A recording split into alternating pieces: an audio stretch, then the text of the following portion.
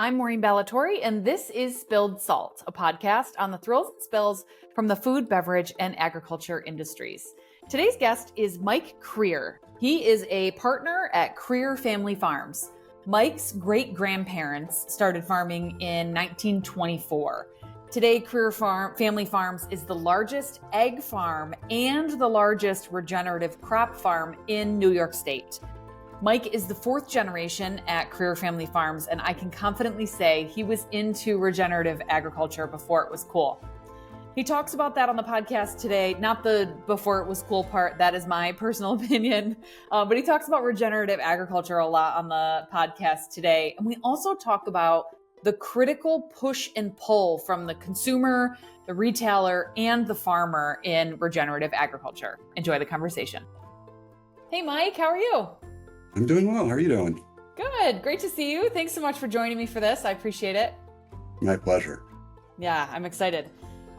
So I'd love to start where we always start, which is from the beginning. Tell me a little bit about young Mike and what your interest was for your career as a youth.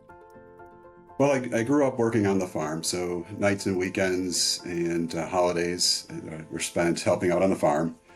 And just at that time was just doing whatever needs to get done. And I did that for, working with just various parts around the actual farm for most of my childhood. Then as I got older in high school and started to drive, I started to work helping out in the stores, actually. So I'd go around and help merchandise the eggs in the store, put up signage, etc. And that's where my interest really started to fall, was in marketing the product. And so whatever we were marketing at that time, I was really interested in planograms and how the stores were laid out and how that would influence sales. And so that's what I went to college for. So I went to Cornell, was in business management and marketing. And I was really interested in that piece. So then So before you continue from there, I have two questions. Yep. So one is, when you were helping out on the farm as a kid, I'm curious what that looked like. I grew up on a dairy farm. And so for me, like, helping out on the farm was kind of just when the cows got out, I would be a barrier to kind of help get them back in, but I was allergic to hay. So I couldn't do much. So what did that look like for you as a kid? Well, after school, it was sometimes just be cleaning up around like garbage or anything like that. Yeah. Just general cleaning. Sometimes it's helping out in the packing room with packing eggs. A lot of working in the barns, cleaning up the barns with the chickens. So moving or vaccinating chickens. When we're receiving baby chicks, helping receive baby chicks. But I have a similar story where I was just allergic to a lot of the environmental factors in the barn, and so I couldn't keep doing that. And so that's why I started helping out in other areas where I could. Gotcha. Yeah. And then my next question is about the merchandising and the planograms for retail and that sort of thing. I'm also wildly interested in that. And so what kind of control did you have? Because that was a different time, right? A lot has changed in retail. Yes. What kind of control did you have back then in terms of how product could be merchandised? So that was just at the beginning of where we were trying to create different levels within a commodity. So eggs are commoditized, obviously. And that's when Eggland's Best was starting to come out. And so that was the focus, was trying to create consumer awareness for an egg that wasn't just like every other egg. Trying to get the message out there with rail strips, signage at eye level, trying to get the cartons at eye level to really get consumer interest in that.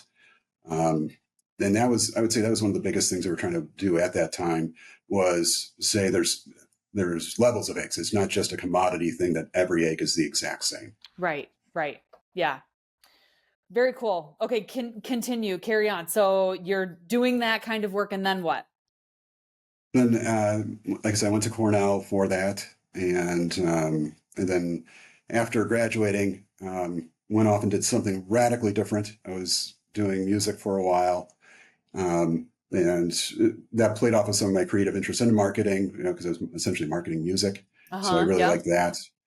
And as things started You to play an evolve, instrument too, don't I play you? the trombone. Yes, Yeah, yeah. love I it. was in the pep band and the marching band at Cornell. Love it. So that was a lot of fun. The What happened on the farm while that was taking place, though, was that the generation then, the current generation, wanted to start preparing for retirement. And So that we was had Gen 3 and you're Gen yes, 4? yes, Yep. exactly. Okay. And so they wanted to prepare for retirement, and they didn't know what that looked like. And that's something that happens on a lot of family farms. Is one Yes, generation wants to retire, and they don't know what that means. totally. So we had a very large family meeting, and I can't remember how many people were there. It was probably 30, 35 family members there, cousins, second cousins. Wow. It was a very large gathering. And the question was posed is, what should we do? This is, some of us are getting older. We can't keep doing this forever. What does that look like? And that's when I made the decision to come back, was to help with that transition, because we had a lot of questions that needed answering. And I thought I could bring some creative solutions to that with my background. So I came back in 2012 to the farm to help with that transition and worked through a lot of things there. It was really good.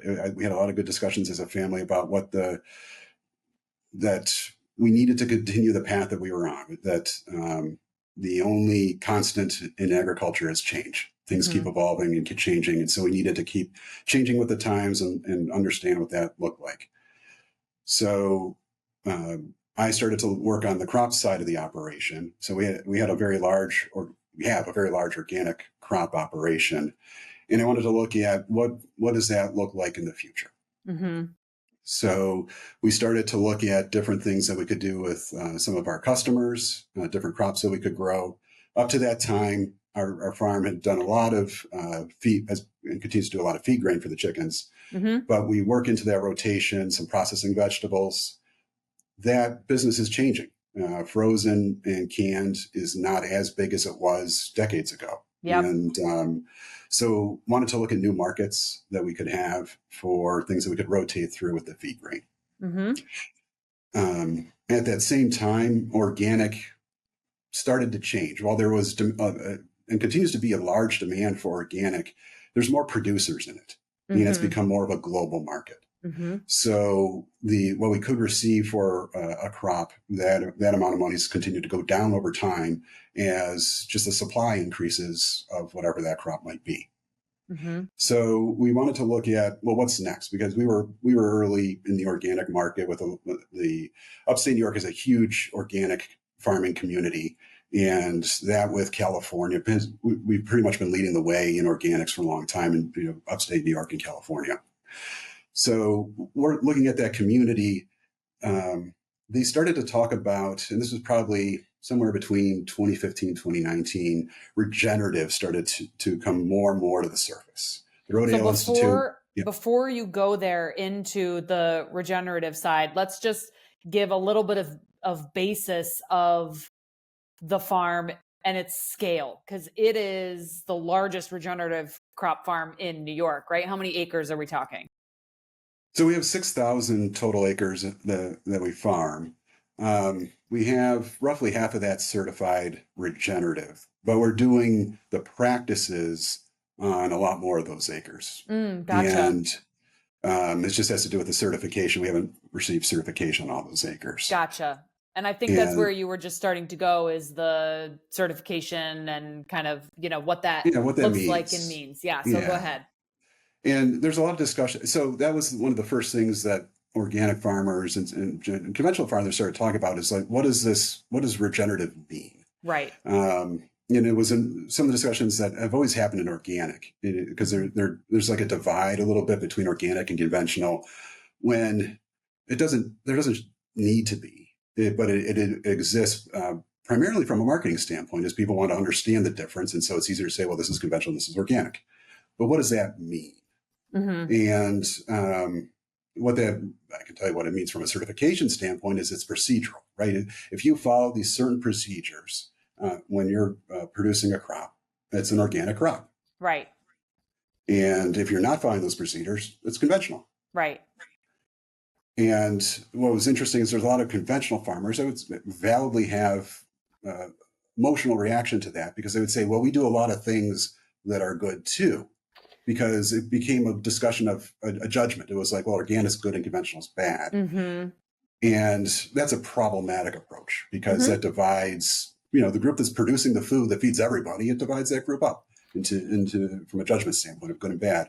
Yes, When there's and practices, there's but there's also some like some agricultural crops that really can't go organic, like grapes. Could they? Sure.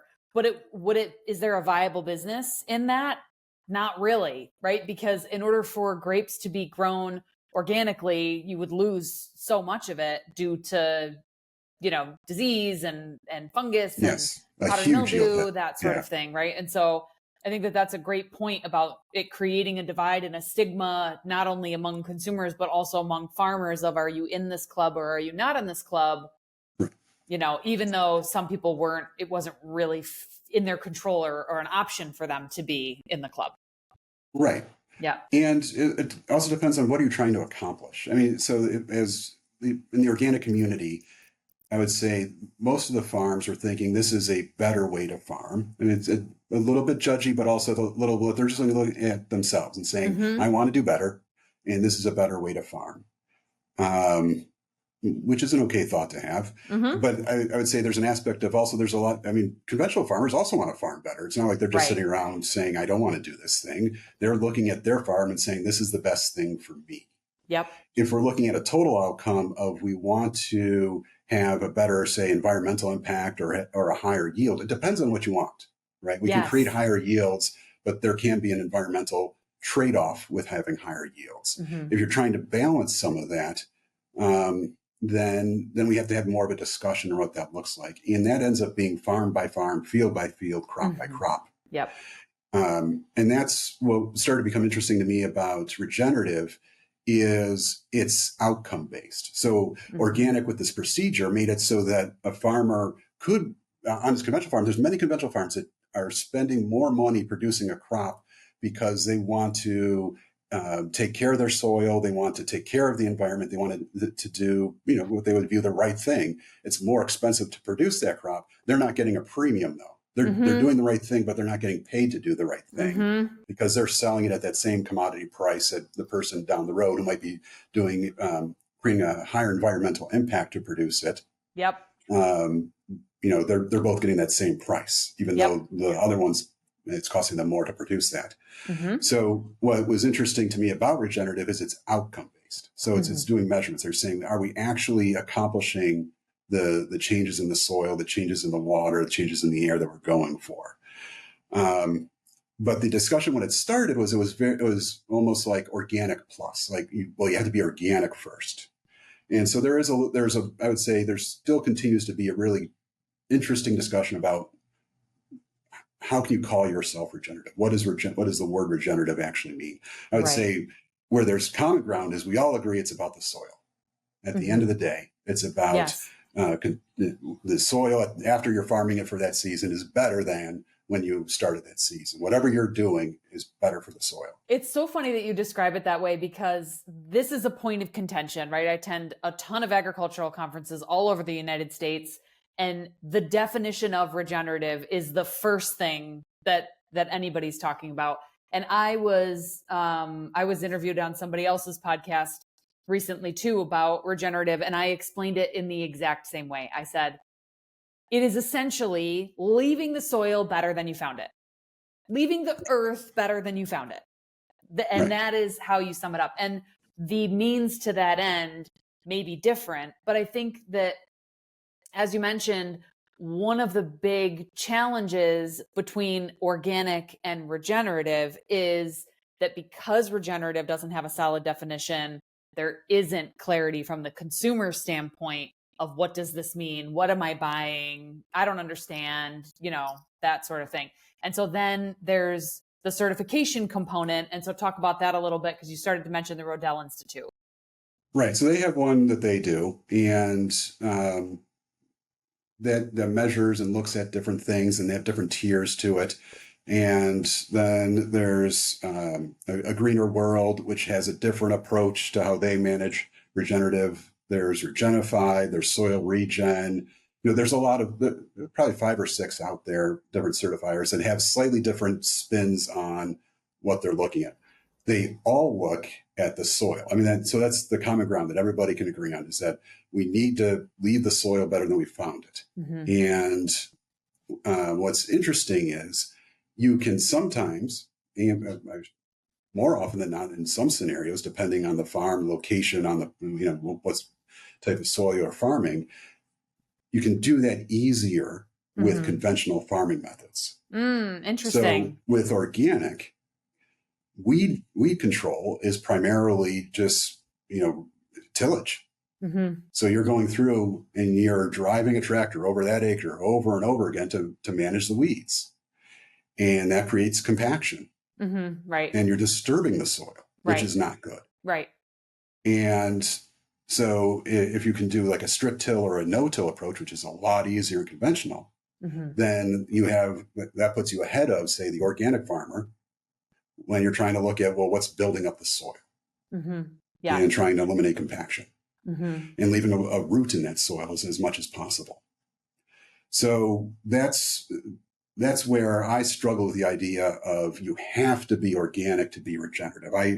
I would say I don't think that's the case. I would say if we're looking at the outcomes here, that we shouldn't necessarily look at a prescription of this is the procedure of what you need to do to be regenerative. I would say let's leave it up to the farmer who knows their fields the best on the practices they need to do to build up that soil. Yeah. And then let's give them the tools to do that. So that to me, that's what the overarching idea of regenerative is that whatever you need to do on your farm, you understand your farm the best. Whatever you need to do there to build up the soil, to conserve water, to capture carbon, to promote biodiversity, you understand your farm the best. You do that on your farm, whatever that is. And then let's measure it. Did that work? And if it worked, then I would say you're regenerative. And if it didn't, well, then we got to try something else. Yeah. I want to go back to something that you said. You said that a reference to not getting paid to do the right thing. So correct me if I'm wrong on this, but I assume that your goal in going this direction of regenerative was because you said that organic was getting more and more saturated. And so there were just more people out there that were doing it. And you said, we got to do something different. Let's try regenerative. Is the farm able to demand a higher price point because you're farming regeneratively? Haven't completely yet. Because there's, just as you were talking about, there's a lot of confusion about what regenerative is. Yep. So we started doing this around 2019. And it's been a journey to this point. First, trying to figure out, because we have a lot of organic acres. So we had to start looking at our practices on those organic acres to both accomplish what we need to from a weed management standpoint, but also try to start dialing back compaction, dialing back how many times we're driving the tractor over those acres. And then also look at our conventional farms and how do we start tweaking those systems so that we can start really increasing soil health year over year, season over season, and measuring that. So there's a lot of the tools that we have to measure soil health. We just didn't exist before. I mean, they continue to get better and better at that, and dialing in more and more, because it's a microbiological activity. It's how water moves through the soil. It's the respiration of the soil, things that we just really couldn't, go back in time. We didn't measure before. We didn't have the tools to measure. Now we can. And that gives us the information to know we can do a practice on a field, measure before and after, and say, did that work? And if it works, then we can expand that to more fields. So it took time to really dial in our practices. At the same time, we're trying to explain to people what we believe regenerative to be. Yeah. And we're explaining to our customer, which is not usually the consumer. So there's multiple steps between us and the consumer. Right. And our customer's saying, well, I can't get the consumer to pay me more, so I can't afford to pay you more yet. Yes. And so it's both been a journey of how to produce, a crop in these systems, as well as an educational journey of getting our customer to understand what it is and starting to get consumer buy-in that this is, in general, a way to farm that will demonstrate positive results for the environment. Mm-hmm.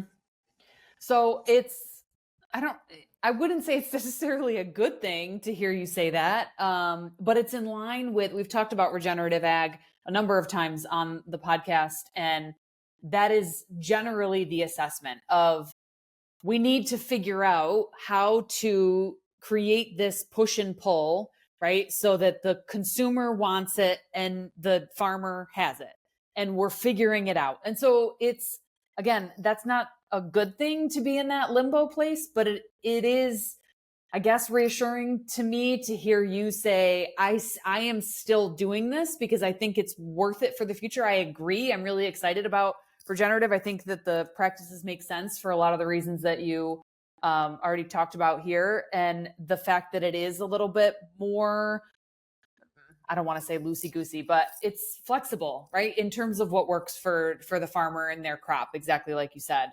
So but I do think that we need to get to a place where we have a collective definition. And I hope that it does land somewhere with the idea of leaving the soil better than we found it.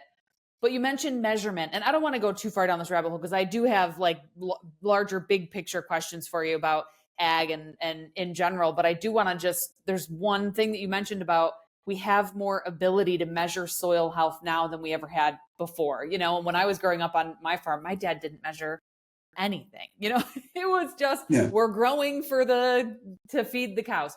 So what does measuring soil health look like for you right now? Soil sampling. And so Cornell does soil sampling. There's a company run by Dr. Liz Haney, the Haney test. They do that does different soil tests.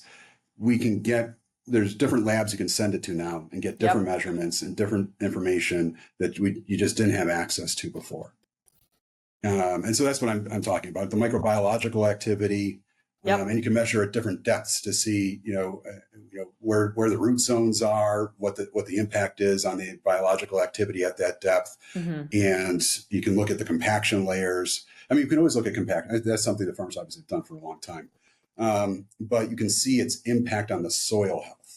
Then, too, because you can measure at the different depths and see, what that looks like.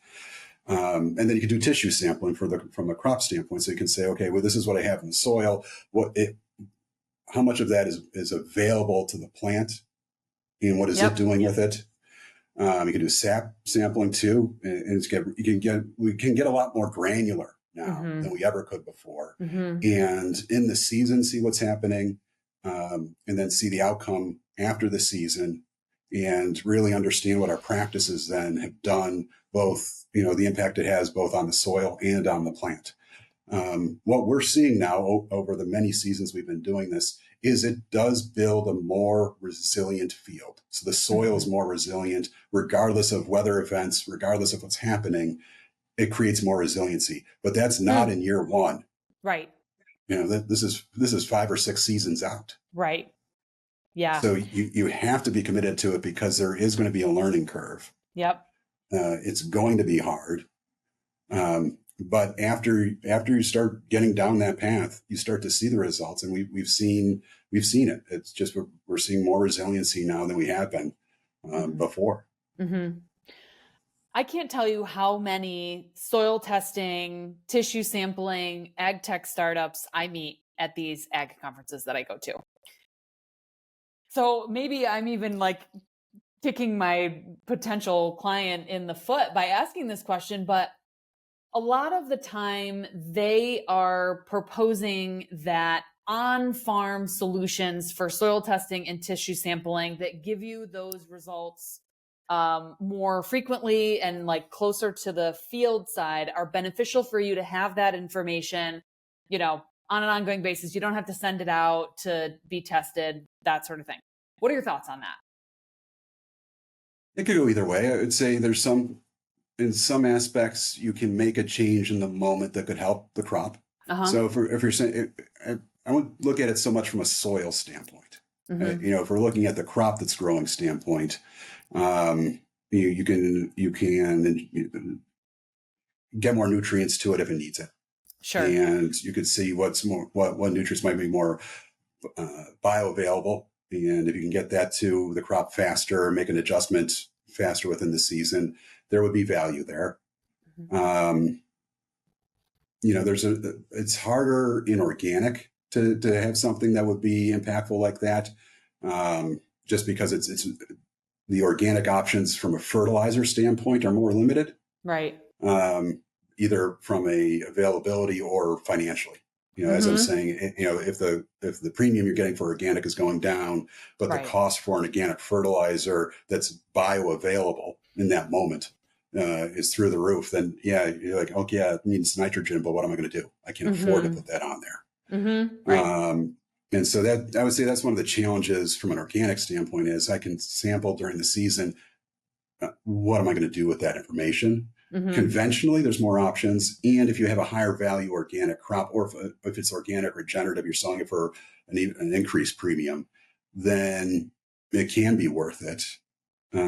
But that's not every crop every time. You have to be much more selective. Yep. That makes sense. Tell me about what some of the biggest challenges that you face as a farmer in upstate New York. There's a huge one. How much time do we have, right? As we're looking at thunderstorms rolling through. Yes. I know I just got a flood warning alert on my phone. Yeah. Just what we need. Oh boy. Yeah. I would say with organic and the weather, that's the perfect combination to a challenge, right? So as I was just talking about weed control, where you have to drive over, that acre to manage the weeds. And we had that blind weeding pass where we're just disturbing that top of the soil just gently to before the weeds can get established. You got to do that in the right conditions. And it's very difficult to do that in the right conditions on, many fields if you can't get a good weather break. The breaks in the weather are getting increasingly condensed. We have to do more field activity in a smaller time frame, a condensed time frame than we have in the past, and that's a huge challenge. And on top of that, labor, people that want to do farming, because when you have that brief period of time where you can get out there, it's not 9 to 5. And trying to convince somebody that's a younger generation that wants to have more of a balanced work-life balance, that, you might have to have off Wednesday and Thursday, but you're going to be working through the weekend for, a 10 or 12 hour day because that's what we got to do. That's not a lifestyle everybody wants. Right. Increasingly so. You can take 3 weeks off in January, but, in season, when it's time to plant, I have cornfields behind my house, and we've had so much rain, the last couple of months that it took forever for the fields to get planted back there. And when it finally got dry enough that they could plant back there, they were still going. You could hear the tractors at 11 p.m., and they've got the lights on and everything.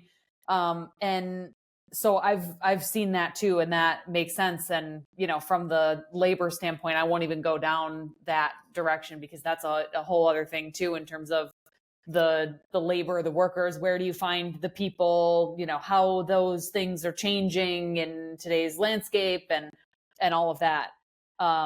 But the weather, certainly no surprise there. What other challenges are you finding? I think you were talking, I saw you somewhere recently, we had lunch, and you had mentioned that you had some things that you had to toss because they couldn't go where they needed to go, or something. So even and that's weather related. Okay. We have a greenhouse, and so on the floral side of our business, it's been wet and cold, so nobody's been gardening. And the flowers just, we can only hold them back for so long. And so they were getting overgrown. And so we only want to sell a good product. So it went out to the compost pile, which, good use. It'll provide nutrients to future crops. But that's a challenge when we're expecting that income to be coming in, and it's not going to, because people just aren't gardening. And so those weather patterns are disruptive across the board when you come to in agriculture. And then people are eating different. I mean, that can be the flip side. If we have a really warm October, and so then we're harvesting winter squash. We're sending winter squash to the stores, but people aren't thinking about squash if it's really warm out. Right. And so then we see a decreased demand from that. If we have a really cold or rainy beginning of the summer or into the summer, people don't want to buy sweet corn because they're not grilling. So there's that weather can really impact both the production and the sales side of the business. Yeah. And especially for where you sit on the supply chain, right? Like you mentioned, you're not selling directly to the end consumer. You have a customer that is a B2B sale that is then selling through to the consumer as well. And so it just adds a whole other layer to it. So I asked the challenge question. I always like to ask the flip side of that too. When you think about a big win from your career, what comes to mind? Well, I'm really excited about regenerative. I mean, that's why I'm talking about it right now. Yeah. I think we're at a tipping point. That I believe that it's now becoming a word that people are talking about more, and not just in the food industry. I think consumers are starting to think about it. There's and only why so many do you say times. that, Mike? What makes you say that you think consumers are starting to think about it? Just because we're getting asked about it from our customers. Okay. What's this? What's the deal with this regenerative thing? That they're hearing about it on their end.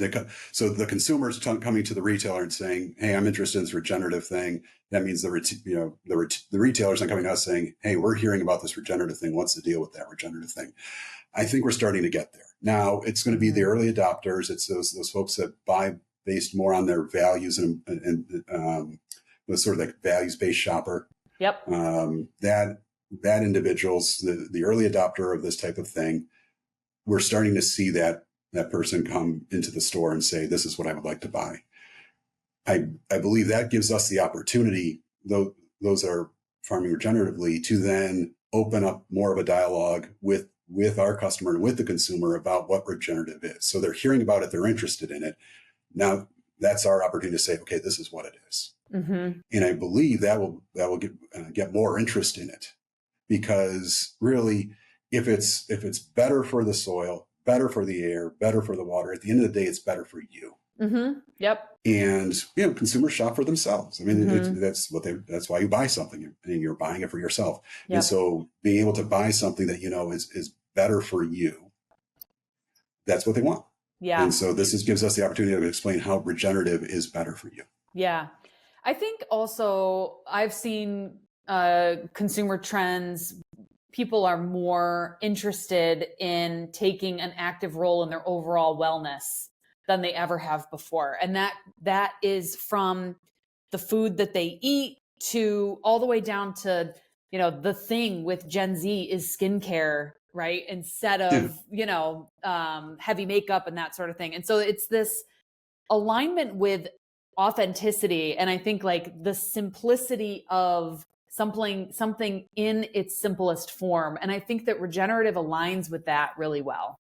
Yes, especially when we're talking about regenerative produce, right? It's right. It's not a processed anything. This is just a vegetable. Yes. Right. It's you take it home and you use it, and it aligns exactly what you're saying with the values that they have, that the consumers that are drifting towards that value set. Is you are what you eat. So if you eat better, you eat healthier, you're not putting chemicals in your body, or it's not a processed food. I would also put a plug in here that it's not just fresh produce. I would say it's you should be eating vegetables in any way, shape, or form, be it canned or frozen. Yep.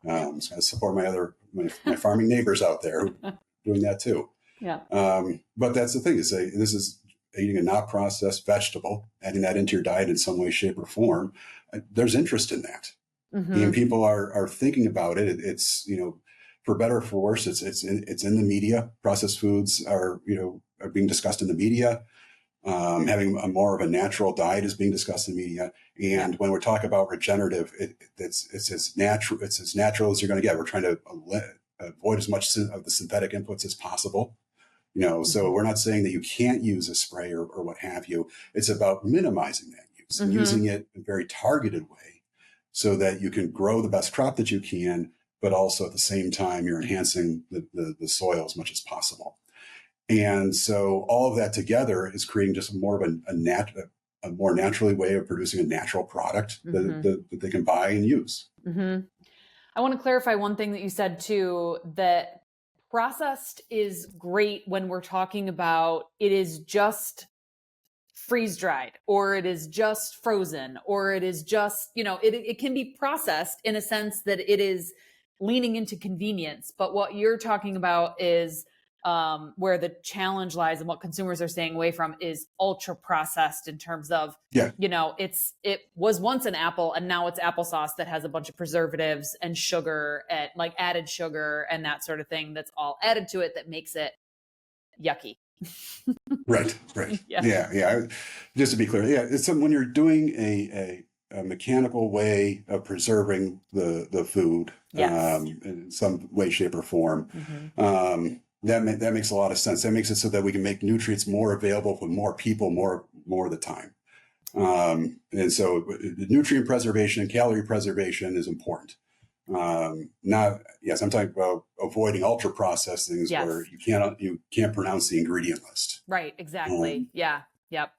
You said something too just now about nutrients, and I think that is also where the future is going. That's the new undertone of these agriculture conferences that I'm going to, where it used to be, what is regenerative and is it really going to take off? And the money's got to go back to the farmer and all of that stuff, which is still happening. But now some farmers are claiming that their regenerative ag practices are increasing nutrient density in the output. And so there have been some early studies that is true, but I think it is also, just as you said, that it is a farm by farm, plot by plot, crop by crop kind of thing, and really has to be tested with that ongoing information in order to be something that you can claim. It is not just, automatically hooked that if it is regenerative, then it is more nutrient dense. And I think that's one thing that, again, gets into that sort of weird space where